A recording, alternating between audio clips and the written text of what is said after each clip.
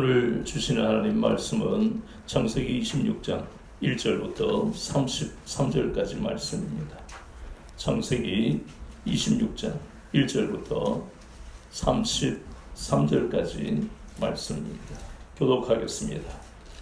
아브라함 때에 첫 흉년이 들었더니 그 땅에 또 흉년이 들매 이삭이 그랄로 가서 블레셋 왕 아비멜렉에게 이르렀더니 여호와께서 이삭에게 나타나 이르시되 애굽으로 내려가지 말고 내가 내게 지시하는 땅에 거주하라. 이 땅의 거리환 내가 너와 함께 있어 내게 복을 주고 내가 이 모든 땅을 너와 내 자손에게 주리라. 내가 내 아버지 아브라함에게 맹세한 것을 이루어 내 자손은 하늘에서 같이 번성하게 하며 이 모든 땅을 내 자손에게 주니 내 자손으로 말미암아 참아 믿음이 복을 받으리라. 이는 아브라함이 내 말을 순종하고 내 명령과 내 계명과 내 율례와 내 법도를 지켰음이라 하시니라. 이삭이 그랄에 거주하였더니 그곳 사람들이 그의 아내에 대하여 물으매 그가 말하기를 그는 내 누이라 하였으니 리브가는 보기에 아리따움으로 그곳 백성이 리브가로 말미암아 자기를 죽일까 하여 그는 내 아내라 하기를 두려워함이었더라. 이삭이 거기에 거주하였더니 이삭이 그의 아내 리브가에게 하는 것을 블레셋과 아비멜렉이 창으로 내다본지라. 이에 아비멜렉이 이삭을 불러 이르되 그가 분명히 내 아내거늘 어찌 내 누이라 하였느냐. 이삭이 그에게 대답하되 내 생각에 그로 말미암아 내가 죽게 될까 두려워하였음이로다. 아비멜렉이 이르되 내가 어찌 우리에게 이렇게 행하였느냐. 백성 중 하나가 내 아내와 동침할 뻔하였도다. 내가 죄를 그에게 휘렸으리라. 아비멜렉이 이에 모든 백성에게 명하여 이르되 이 사람이나 그의 아내를 범하는 자는 죽이리라 하였더라. 이삭이 그 땅에서 농사하여 그 해에 100배나 얻었고 여호와께서 복을 주심으로 그 사람이 창대하고 왕성하여 마침내 거부가 되어 양명한 소가 때를 이고 종이 힘이 많으므로 블레셋 사람이 그를 시기하여 그 아버지 아브라함 때에 그 아버지의 종들이 판 모든 우물을 막고 흙으로 메웠더라. 아비멜렉이 이삭에게 이르되 내가 우리보다 크게 강성한즉 우리를 떠나라. 이삭이 그곳을 떠나 그랄 골짜기에 장막을 치고 거기 거류하며 그 아버지 아브라함 때 팠던 우물들을 다시 팠으니 이는 아브라함이 죽은 후에 블레셋 사람이 그 우물들을 메웠으니라. 이삭이 그 우물들의 이름을 그의 아버지가 부르던 이름으로 불렀더라. 이삭의 종들이 골짜기를 파서 샘 근원을 얻었더니 그럴 목자들이 이삭의 목자와 다투어 이르되 이 물은 우리의 것이라 하며 이삭이 그 다툼으로 말미암아 그 우물을 에셀자에라 하였으며 또 다른 우물을 받더니 그들이 또 다툼 그 이름을 신나라 하였으며 이삭이 거기서 옮겨 다른 우물을 받더니 그들이 다투지 아니하였으므로 그 이름을 르호봇이라 하였는데 이제는 여호와께서 우리를 위하여 넓게 하셨으니 이 땅에서 우리가 번성하리로다 하였더라. 이삭이 거기서부터 브엘세바로 올라갔더니 그 밤에 여호와께서 그에게 나타나 이르시되 나는 내 아버지 아브라함의 하나님이니 두려워하지 말라. 내 종 아브라함을 위하여 내가 너와 함께 있어 내게 복을 주어 내 자손이 번성하리라 하시니라. 이삭이 그곳에 제단을 쌓고 여호와 이름을 부르며 거기 장막을 쳤더니 이삭의 종들이 거기서도 우물을 받더라. 아비멜렉이 그 친구 아우삿과 군대장과 비골과 더불어 그라에서부터 이삭에게로 오지니라. 이삭이 그들에게 이르되 너희가 나를 미워하여 나에게 너희를 떠나게 하였거늘 어찌하여 내게 왔느냐. 그들이 이르되 여호와께서 너와 함께 계심을 우리가 분명히 보았으므로 우리의 사이 곧 우리와 너 사이에 맹세하여 너와 계약을 맺으리라 하였노라. 너는 우리를 해하지 말라. 이는 우리가 너를 범하지 아니하고 선한 일만 내게 행하여 내가 평안히 가게 하였음이니라. 이제 너는 여호와께 복을 받은 자니라. 이삭이 그들을 위하여 잔치를 베풀매 그들이 먹고 마시고 아침에 일찍 일어나 서로 맹세한 후에 이삭이 그들을 보내매 그들이 평안히 갔더라. 그날에 이삭의 종들이 자기들이 한 우물에 대하여 이삭에게 와서 알리러 이르되 우리가 물을 얻었나이다 하매 같이요 그가 이름을 세바라 한지라. 그러므로 그 성읍 이름이 오늘까지 부엘세바라. 아멘. 오늘은 창세기 26장 1절에서 33절까지 본문을 통해 너는 여호와께 복을 받은 자니라 하는 제목으로 같이 은혜를 나누겠습니다. 본문에 보니까 1절에 뭐라고 말씀하고 있습니까? 지금 이삭이 거주하고 있는 땅의 이름이 부엘라 헤로입니다. 그 땅에 흉년이 들었다, 이렇게 말씀하고 있습니다. 그러면 이 흉년이 들었다는 것은 대부분의 구약에서 보면 이것이 하나님이 주시는 고난이다, 그리고 시험이다, 이렇게 말씀하고 있습니다. 하나님은 흉년이라는 이 기근을 통해 이삭을 시험하셨습니다. 우리가 잘 아는 신명기 8장 16절에 보면 뭐라고 말씀하십니까? 하나님이 우리를 시험하시는 이유는 그 시험 후에 무엇을 우리에게 주시기 위해서요? 복을 주시기 위해 우리를 시험하신다고 말씀하고 있습니다. 이 시험을 당했을 때 이삭은 선택할 수 있는 방법이 전혀 없었습니다. 아버지가 그랬던 것처럼 그는 이 기근으로 물도 없고 목초지가 없는 이 땅을 떠나서 애굽으로 내려가고 있었어요. 애굽에는 물이 풍부했으니까. 그런데 그 가는 도중에 그랄에 머물렀는데 그 밤에 하나님께서 이삭에게 나타나셨어요. 그러면서 본문의 말씀을 보니까 이삭아, 너는 내가 지시하는 이 땅에 머물러 거주해라 그랬습니다. 어디로 가지 말고? 애굽에 가지 말고.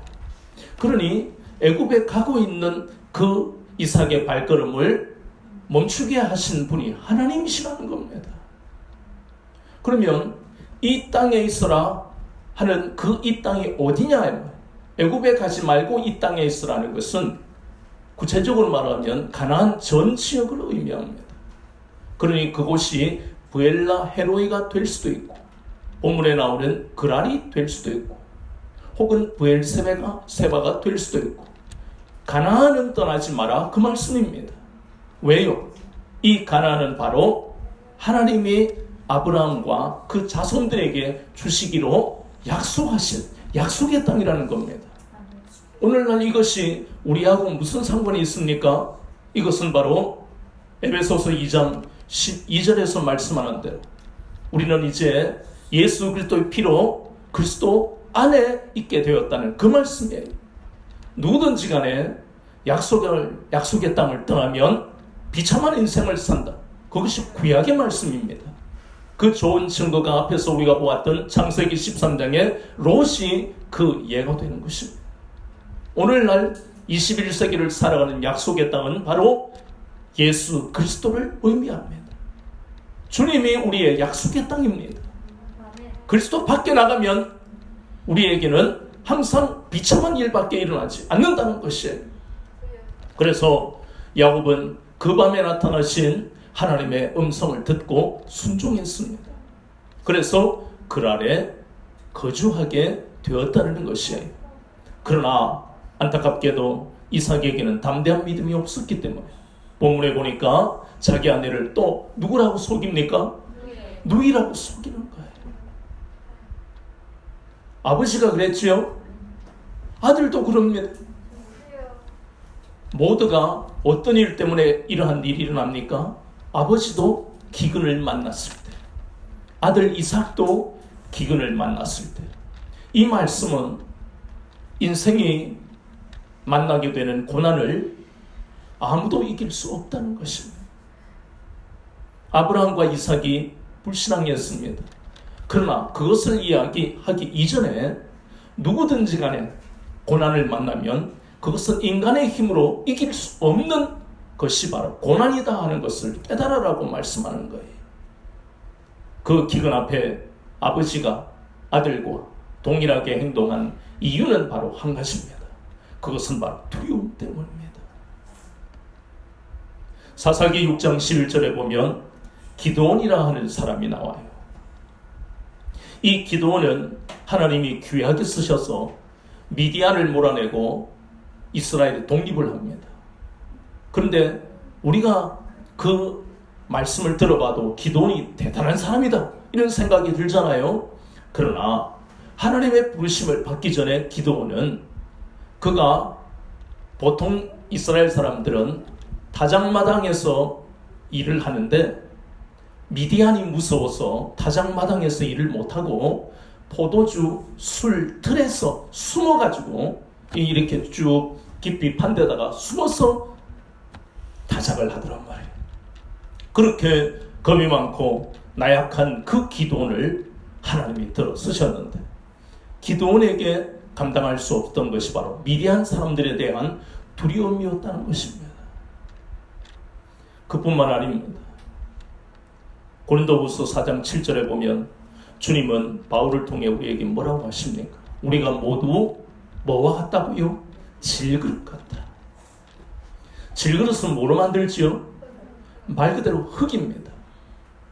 흙으로 만든 이 그릇은 무슨 망치까지 가져오지 않더라도 그냥 톡 하고 건들면 깨져버려요. 그만큼 우리는 사람이 말하는 말 한마디에도 상처를 받는 연약한 존재라는 겁니다. 사자굴 속에 들어가고 평일보다 7배나 뜨거운 풀무불에 안 들어가더라도 들어간다 생각하면 우리가 벌써 심장마비로 죽을 정도로 우리가 연약한 자들이에요. 안 그런 사람 있습니까? 우리가 다 이렇게 연약하다. 주님은 우리의 연약함 아시는 거예요. 그래서 이사야서 41장 10절에 하나님이 뭐라고 하십니까? 두려워하지 말라. 놀라지 말라. 나는 내 하나님이다. 의로운 오른손으로 너를 도우리라 하시잖아. 하나님의 도우심이 아니면 살 수 없는 존재라는 것을 아브라함을 통해, 이삭을 통해, 기드온을 통해, 수없이 많은 그 믿음의 선전들을 통해 우리가 교훈을 얻는 것입니다. 아브라함은 창세기 12장 10절에서 20절을 보면 하나님의 음성을 들었습니까? 하나님의 음성을 듣고 애굽으로 갔습니까? 안 들었어요. 하나님의 음성을 기다리지 않았습니다. 창세기 13장에 가면 하나님의 음성을 기다리죠. 실패가 교훈이 되니까 롯은 자신의 판단과 의지로 요단들을 바라보고 자신의 그러한 육신의 생각으로 자신의 모든 어려움을 해결하려고 했지만 아브라함은 창세기 13장에 보면 하나님의 음성을 기다렸습니다. 그러나 창세기 12장에서 기근을 만났을 때는 하나님의 음성을 기다리지 않고 자신의 의지로 애굽에 내려갔다가 큰 고통을 당했습니다. 그는 사실상 우리가 볼 때는 실수한 거예요.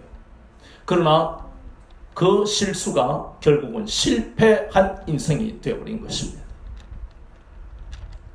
그럴 수도 있지가 아닙니다. 대부분 우리가 신앙생활할 때 오류를 범하는 것이 그럴 수도 있지. 예, 그럴 수 있습니다. 그러나 그것이 교훈이 되지 않으면 이렇게 심각한 결과를 가지고 온다는 것이에요. 단 한 번 요단들을 바라보았을 뿐인데 그럴 수 있지? 아닙니다. 그럴 수 있는 것과 그럴 수 없는 것의 차이는 어디에 있습니까? 그럴 수 있는 것은 누구나 실수를 합니다. 그러나 실수하는 그 사람의 마음이 날마다 육신의 생각으로 살아가는 사람이냐 아니면 하나님의 말씀, 영의 생각을 하면서 살려고 하느냐에 그것을 우리는 점검해 보아야 된다는 것입니다. 그런데 이삭의 아들 야곱은 하나님으로부터 애굽은 내려가라 하는 음성을 들었어요. 그 아버지 이삭에게는 애굽에 내려가지 마라 그러셨어요. 아니 보세요. 똑같은 기근을 만났어요. 저를 보세요. 똑같이 기근을 만난 거예요. 똑같이 고난을 당했습니다. 그런데 아브라함은 자신의 힘으로, 자신의 판단으로 그 고난을 이겨내려고 애를 썼어요. 이삭은 하나님이 음성을 주셨습니다. 애굽에 내려가지 마라. 내가 지시하는 이 땅 그랄에 거주하라. 야곱은 어떻게 했습니까? 애굽에 내려가라. 왜 사실 야곱이 처음에 애굽에 내려가는 음성을 들을 때 머뭇거렸냐면 거기는 하나님이 없는 우상 숭배하는 땅입니다. 보세요. 고린도후서의 6장 14절에도 주님이 우리에게 뭐라 하십니까? 불신자와 믿지 않는 자와 멍에를 같이 하지 마라 하시잖아요. 여기서 멍에를 같이 하지 말라는 것은 전에도 제가 말씀을 드렸다시피 소가 밭을 갈 때 보통 그 한 결이 하면은 소 2마리가 붙어요. 그런데 생각해봐요. 한 마리는 주인이 시키는 대로 야 앞으로 전진 하면 이렇게 가잖아요. 하고 간단 말이에요. 근데 말 안 듣는 못된 소는 매 하고 염소 같은 소리를 내고 옆으로 간다. 그러면 그 밭이 어떻게 되겠습니까? 원하는 고랑과 일황을 만들어야 되는데 농사 못 지어요. 밭농사 안 된다는 것입니다. 그렇게 주님은 비유를 하시면서 믿지 않는 자와 우리가 같이 있으면 그런 고통을 당한다는 것이에요. 믿지 않는 자는 내 가족이 될 수도 있어요. 내 지인이 될 수 있어요. 그 사람들은 내가 사랑하며 전도하는 사람이지 결코 나와 인생을 같이 할 사람이 아니라는 것이에요. 그것을 하나님은 아브라함에게 깨닫게 하셨어요. 한 사람으로 말미암아 이삭이 깨닫고 야곱이 깨달았다면 그 아브라함의 실패는 거기서 끝나는 것이 아니라 결국 자녀들에게도 자손들에게도 그것이 복이 된다는 것입니다. 하나님은 우리를 결코 실패한 인생으로 끝나게 하지 아니하시는 거예요. 그런데 우리는 의문이 들어요. 아브라함은 하나님이 침묵하시고 이삭은 그랄에 머물러라 말씀하시고 그리고 야곱은 애굽에 내려가라 이렇게 음성을 주셨어요. 근데 여기에서 어째서 그 중에 왜 이러시는 좀 이따 보기라고 어째서 야곱은 애굽으로 내려가라고 하셨을까? 2가지 때문에 내려가라고 하신 거예요. 첫 번째 하나는 하나님이 이 대기근에 이길 수 없는 이 상황에 예비하신 것이 있는데 그것이 피난처라는 겁니다. 약속의 땅 가나안이 아니고 애굽에 피난처가 있다. 그게 누굽니까? 요셉이잖아요. 하나님은 먼저 요셉을 애굽에 보내시고 이 대기근이 있을 것을 아시니까 그곳에서 총리로 삼으시고 마침내 애굽 전역뿐만 아니라 그 주변에 있는 모든 나라까지도 구하게 하시는 그 일을 위해 애굽에 요셉을 보내신 거예요. 야곱은 그걸 알아요? 모르잖아요. 죽은 줄 알지. 이것이 바로 창세기 22장 14절에 여호와 이레의 하나님이라는 뜻입니다. 저와 여러분이 어려움을 만날 수 있어요. 나는 예수님을 잘 믿는데 기도도 잘하고 말씀도 묵상하고 내 한 주간을 돌아보면 허튼 데 시간을 보낸 적이 없는데 왜 하나님 나에게 고난을 주십니까? 이런 의문을 가질 수 있습니다. 이해가 안 되니까요. 그런데 창세기 22장 14절은 우리에게 그 말씀이 우리 마음에 잘 박힌 못이 되어야 한다라고 우리에게 말씀하잖아요. 하나님은 어떤 하나님이시라고요? 여호와 이레의 하나님이시다. 우리 앞서서 우리가 필요한 모든 것들을 예비하신다. 준비하신다. 그 뜻입니다. 또 하나 하나님께서 야곱에게 애굽에 내려가라고 말씀하시는 것은 외삼촌 라반을 통해 20년 동안 단련되었기 때문에 얼마나 혹독한지 창세기는 우리에게 그 혹독한 그 과정에 대해서 이렇게 말씀합니다. 야곱이 고백하기를 나는 추운 겨울에도 또 더운 여름에도 제대로 쉬지 못하고 외삼촌의 양을 위해서 헌신했다. 당신은 나에게 수없이 내 월급을 자꾸만 바꾸고 품삯을 바꾸지만 내가 정말 하나님이 나와 함께 하시지 않았으면 나는 어찌 되는지 모른다. 쉽게 말해서 너를 내가 폭행을 하든 죽이든 그랬을 것이다. 얼마나 혹독한 하나님의 연단입니까? 그걸 받고 난 다음에 이 야곱은 기도의 사람, 믿음의 사람이 되었습니다. 신앙생활을 한 10년 하는데 대략적으로 10년 정도 잡고 은혜를 못 받으면 그 사람의 인생에 문제가 있는 거예요. 그냥 교회 다니는 겁니다.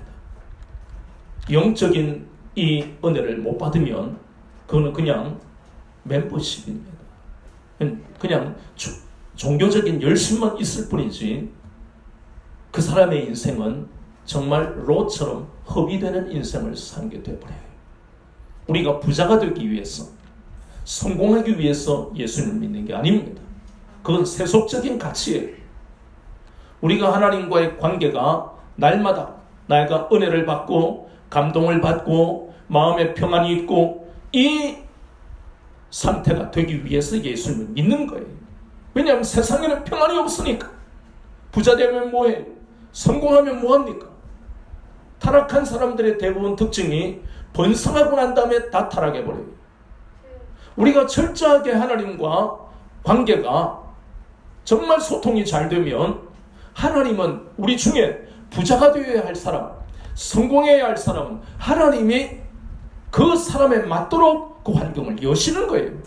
그건 하나님께 맡겨야 되는 것이에요. 우리가 부자 되고 싶다면 교회 나오지 마세요. 시중에 가면요, 몇 년 전부터 1억 버는 법, 10억 버는 법, 주식에 성공하는 법 전지로 있습니다. 그거 보고, 아니면 유튜브 보면요, 전부 성공하는 비결밖에 없어요. 왜 교회를 나오는데? 교회 나오면서도 세상 사람처럼 그러한 성공 비결을 찾는다면 그 사람은 가짜 신앙이에요. 오늘 아브라함 그리고 이삭이, 야곱이 이렇게 똑같은 인생의 어려움을 만났을 때 하나님이 어째서 아브라함에게는 침묵하시고 이삭에게는 그랄에 머물러라고 하시고 야곱에게는 애굽에 내려가라고 하실까? 여러분 혹시 압니까? 알면 저한테 카톡 좀 보내주세요. 저는 모릅니다. 왜 그렇습니까? 하나님은 전능하신 하나님, 창조주 하나님이시니까 하나님의 경륜을 피조물은 알 수가 없습니다. 이사야서 55장 8절과 9절을 보면 하나님은 우리보다 생각이나 모든 것이 깊고 넓고 높다고 말씀하십니다. 우리가 알 수 없어요. 로마서 9장 13절을 보세요. 에서는 미워하고 야곱은 사랑하셨다고 그랬습니다. 그렇다고 우리가 하나님은 차별하신다 라고 말씀할 수 있습니까? 없습니다. 하나님은 토기장이신데 어떤 그릇은 진노의 그릇으로 빚을 수도 있고 어떤 그릇은 긍휼의 그릇으로 빚을 수도 있어요. 저와 여러분이 구원받은 것은 우리가 대단해서 구원받은 게 아니에요. 하나님의 은혜로 살고 있는 것, 여러분이 남보다 선할 수는 있겠죠. 봉사도 많이 할 수 있겠죠. 헌금도 많이 할 수 있어요. 바르게 생각할 수 있습니다. 나쁜 짓 안 하려고 애를 쓰는 가치관을 가질 수 있어요. 그게 구원의 조건입니까? 전혀 구원과 관계가 없습니다. 전적으로 하나님이 결정하시는 거예요. 그래서 우리는 하나님이 왜 아브라함과 이삭과 야곱에게 그리고 나에게 이렇게 하시고 저렇게 하실까 의문을 가지지 마시고 중요한 것은 이 아브라함 집안이나 나의 인생이나 여전히 이들에게 했던 것처럼 우리에게도 하나님은 오늘 영원토록 하나님의 인자하심과 신실하심으로 우리를 인도하고 계신다는 것, 오직 그거 한 가지만 믿고 기억해야 된다는 것이에요. 목사님 하고 질문할 수 있어요. 아니면 여러분이 기도하다가 하나님이 나에게 인자하심을 베푸셨다는데 어디에 그것이 있습니까? 의문을 가질 수 있어요. 그러면 감사가 안 나오는 거예요. 알아야 감사가 나오는 거예요. 로마서 3장 9절에 우리 모든 인생 70억이 넘는 이 인생들 모두가 죄 아래에 있다고 분명하게 말씀합니다. 로마서 3장 23절 모든 사람이 죄를 범하였으니 하나님의 영광에 이르지 못하다. 그것이 우리 인생입니다. 그런데 로마서 5장 8절에 우리가 아직 죄인 되었을 때 그리스도께서 우리를 위하여 죽으심을 하나님께서 우리를 우리에 대한 자기의 사랑을 확증하셨다. 이것이 바로 우리의 마음 안에 새겨져야 될 것입니다. 말씀이 새겨지지 않으면 우리는 의심하는 것, 못 이겨낸다는 것입니다. 이것이 하나님이 우리에게 베풀고 계시는 인자하심입니다. 신실하심은 무엇입니까? 민수기 23장 19절에 보면 하나님은 사람이 아니기 때문에 거짓말 안 하시고 약속하신 것은 반드시 행하신다고 말씀합니다. 이것이 바로 하나님이 미쁘시다는, 신실하시다는 증거입니다. 하나님은 이삭이 자신의 아내를 누이라고 속이는 그런 참으로 연약한 믿음을 가지고 있었지만, 그러나 하나님은 그를 그랄 땅, 자신의 땅이 어디 있습니까? 블레셋 사람의 땅들이잖아요. 그 땅에 거주하게 하시고 그를 보호하시고 지켜주셨습니다. 대부분의 족장들은 농사보다도 주로 목축일을 했어요. 그래서 대부분 반농, 반목축이라 할 수 있는데, 그러니 이삭이 농사를 해봤자 원래 논농사, 반농사하는 사람들하고 비교가 되겠습니까? 얼마나 서투르겠어요. 우리 인생이 그렇잖아요. 이 세상에는요, 전문가가 얼마나 많은지 몰라요. 그 전문가들이 대부분은 예수님 안 믿는 사람들이 많아요. 똑똑하니까. 자기 방면에 성공한 사람들은 특히 예수는 필요 없어요. 블레셋 사람들이 그렇잖아요. 농사라고 하면 선조 때부터 내려오는 비법이 있으니까 농사 얼마나 잘 짓겠어요. 그런데 거기에 비해서 이삭은 주로 목축일을 하는 족장들이니까 농사는 잘 못 지어요. 그래서 반농사를 하는데 서투른 게 얼마나 많아요. 그 나라에서 살기는 살아야 되겠고, 그래서 씨를 뿌리는데 놀랍도록 본문에서는 창세기 26장 12절에서 14절을 보니까 하나님이 복을 주세요. 얼마나 복을 주셨냐면 반농사를 하는데 농사인데 100배로 복을 받더라고요. 와, 너무 놀라운 일 아닙니까? 전문가도 아니고, 그리고 자기 땅도 아니고, 블레셋 사람들에게 빌렸을 텐데, 거기다가 거부가 되게 하시고 소와 양이 많고 종들이 많더라. 이것이 하나님이 우리에게 인자하심을 베푸시면 누구라도 이런 인생을 살 수 있다는 것입니다. 그러니 중요한 건 부자가 되고 성공하는 것이 우리 인생의 목표가 되어서는 안 된다는 것이에요. 그럼 타락합니다. 100% 타락하는 거예요. 이삭은 그것이 우선순위가 아니었다는 것을 깨달았어요. 가장 먼저는 하나님의 말씀에 뭐 하는 것이다? 순종하는 것이다. 그 아래 머물러라, 그 아래 거주해라, 아멘 하고 순종했다는 것입니다. 그래서 복을 받은 것이에요. 그런데 문제는 여기서 끝나면 얼마나 좋아요. 우리가 복을 받으면 세상 사람은 질투합니다. 시기합니다. 네가 뭐가 잘나가지고 나보다 인물도 별로 없고 가진 것도 없는데 무슨 놈의 남편 복이 그렇게 많고 자녀 복이 있냐. 이게 바로 세상에 그리스도 밖에 있는 사람들이 우리를 시기하고 질투하는 것입니다. 본문에도 보세요. 14절에 아비멜렉이 시기하여 이삭을 그랄에서 나가라고 그럽니다.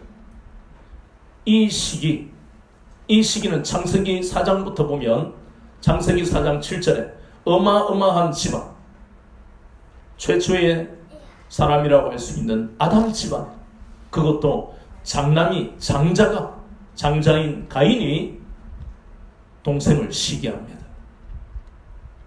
아벨의 재물은 받으시고 자신의 재물은 안 받으시더라. 그래서 마음에 분을 품고 안색이 변해버립니다. 오죽하면 하나님께서 가인아, 내가 어찌하여 분을 품고 어찌하여 안색이 변하느냐. 시기 질투가 이렇게 무서운 겁니다. 창세기 37장에 보면 요셉의 형들이 요셉을 시기하여, 민수기 12장에 보면 미리암과 아론도 모세를 시기한 대목이 나옵니다. 사무엘상 18장 7절 8절에 보면 이스라엘의 여인들이 노래를 부릅니다. 사울은 천천히요, 다윗은 만만이라. 그러니 이 부분에서 사울이 참 잘 받아들였으면 그는 타락해서 끔찍한 결말을 안 받았을 텐데, 참 사람 마음은요, 우리가 정말 잠언 4장 23절 말씀에 무릇 지켜야 할 만한 것보다 더욱 내 마음을 지켜라. 생명의 근원이 이에서 난다. 마음을 정말 잘 지켜야 되는 것입니다. 요셉의 형들이 가인이 그리고 미리암과 아론이 사울 왕이 마음을 잘 못 지켰기 때문에 그들의 인생이 그러한 마음을 잘못 지켰기 때문에 그 나오는 결말은 너무나 비참하잖아요. 그래서 우리가 날마다 마음을 지켜라는 하나님의 음성을 우리가 늘 기억해야 되는 이유가 거기 있습니다.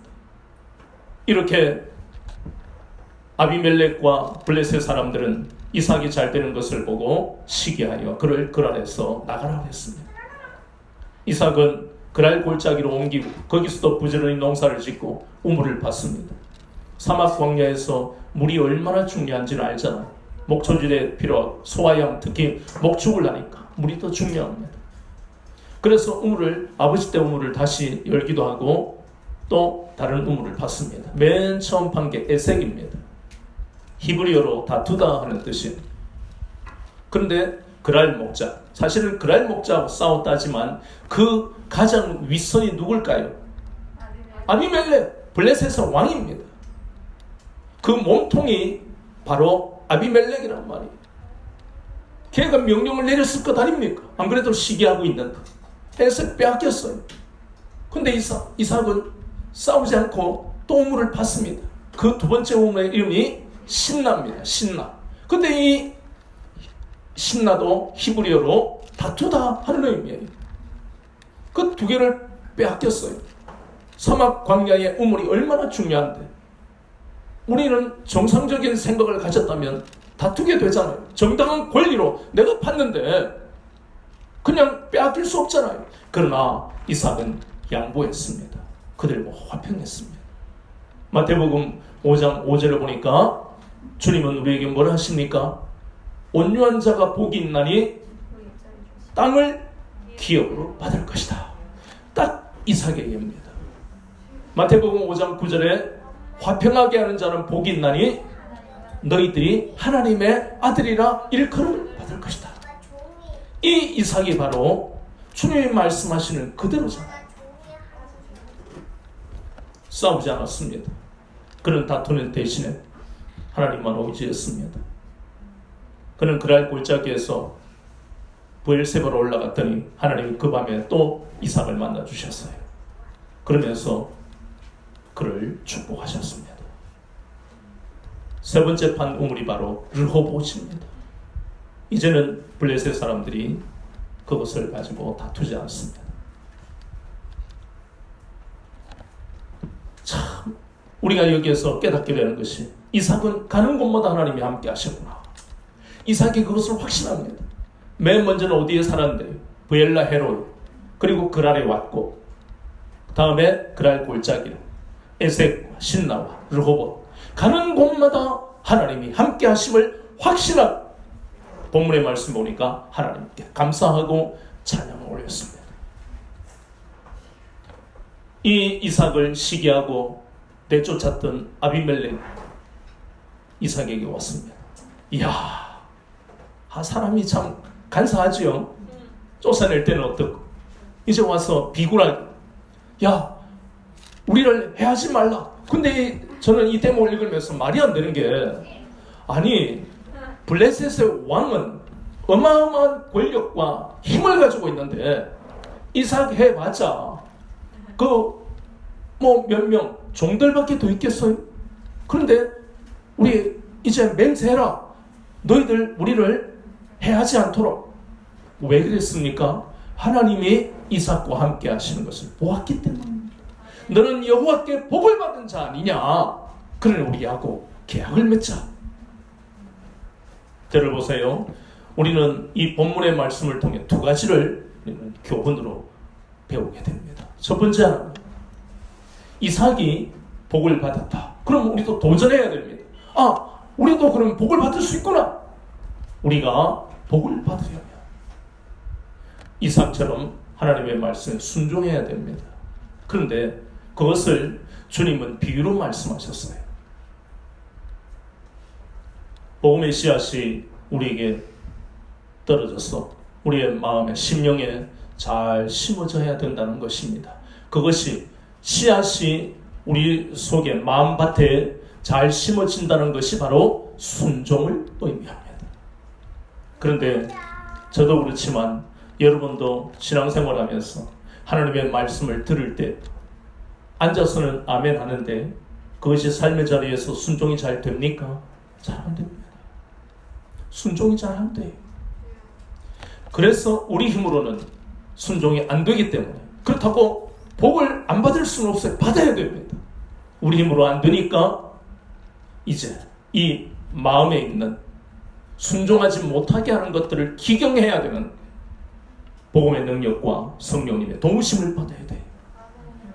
기경해야 할 것이 무엇입니까?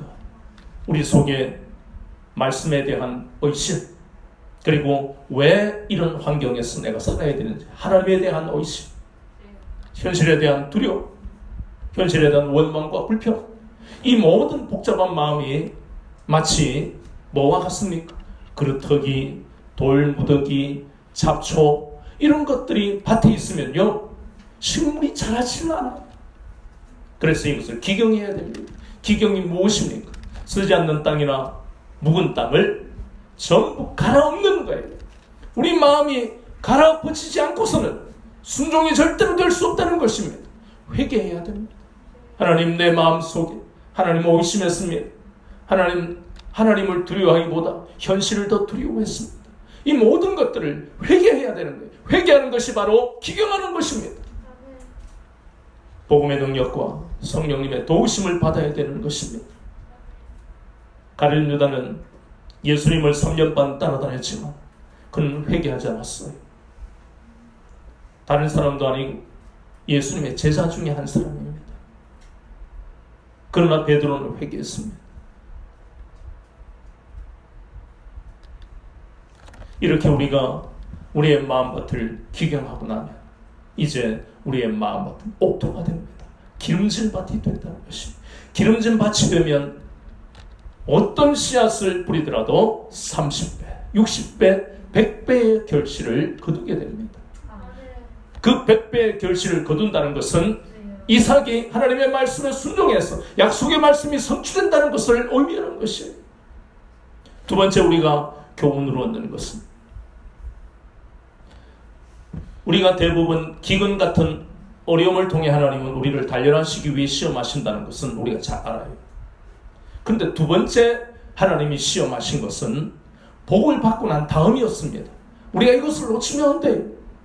하나님은 이 창세기 26장 1절에서 33절까지 이삭에게 두 번 시험하셨습니다. 첫 번째 하나님은 바로 기근이라는 고난을 통해서 시험하셨어요. 두 번째 시험은 무엇이냐? 하나님은 100배의 복을 주셨고 그리고 소와 양이 많으며 종들이 많은 이 거부가 되는 복을 주셨어요. 근데 두 번째 시험, 이렇게 번성하게 하신 다음에도 이삭이 신앙생활을 잘 하느냐를 테스트하셨다는 겁니다. 그것이 바로 우물 사건을 통해 나타난 거예요. 우리에게도 마찬가지입니다. 하나님은 반드시 예수님을 믿는 사람에게 번성하게 하는 복을 주십니다. 그런데 번성하고 난 다음이 문제라는 것이에요. 번성하고 난 다음에도 이삭은 믿음을 잘 지켰지만 대부분 타락하는 사람들의 공통점은 번성하고 난 다음에 믿음을 지키지 않았기 때문에 그래서 우리의 마음이 다시 옛날에 죄악된 본성으로 돌아간다는 것입니다. 시편 51편 5절은 우리의 원래 본성이 뭡니까?